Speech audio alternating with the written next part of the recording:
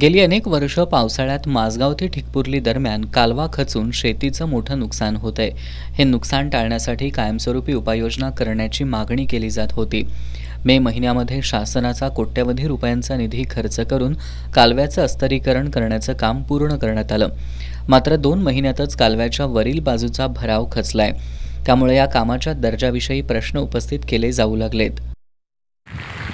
विदुरंगा डाव्या कॅनल माझगाव आधीतून गेलेला आहे आणि हा डाव्या कॅनलचं अस्थिरीकरणाचं काम मागल्या 2 महिन्यापूर्वी झालेलं आहे आणि 2 महिन्यापूर्वी काम करूनसुद्धा इथं कॅनल अस्थिरीकरण फुटलेलं आहे।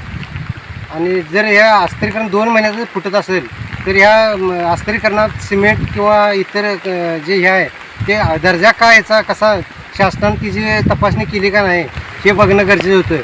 ज्यावेळी अस्थिरीकरणाचं काम चालू होतं त्यावेळी पाटबंधारे विभागाचा एकही अधिकारी किंवा कर्मचारी इकडं अस्थिरीकरणाचं काम चालू असताना फिरकला नाही। जर असं वर्षाला जर लाखो करोड रुपये जर शासनाचं यावर खर्च होत असेल तर ही दुर्दैवी बाब आहे। अस्तरीकरणाला अनेक ठिकाणी भेगा पडल्यात, काही ठिकाणी वेली आणि झुडपं वाढली आहेत। कालव्यात खचलेल्या भरावामुळे पाण्याच्या प्रवाहाला अडथळा निर्माण होतोय।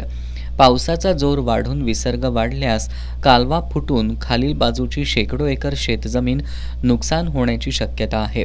माझगाव ठिकपुर्लीचा हा परिसर डोंगर उताराचा आहे। कालव्याच्या कामात नैसर्गिक ओढे नाले बाधित होऊन त्यांचा प्रवाह बंद झालाय। अतिवृष्टीच्या काळात ओढे नाले प्रवाहित होऊन त्याचा दाब कालव्याच्या वरील बाजूच्या भिंतीवर पडतो आणि कालवा फुटण्याच्या घटना घडतायत।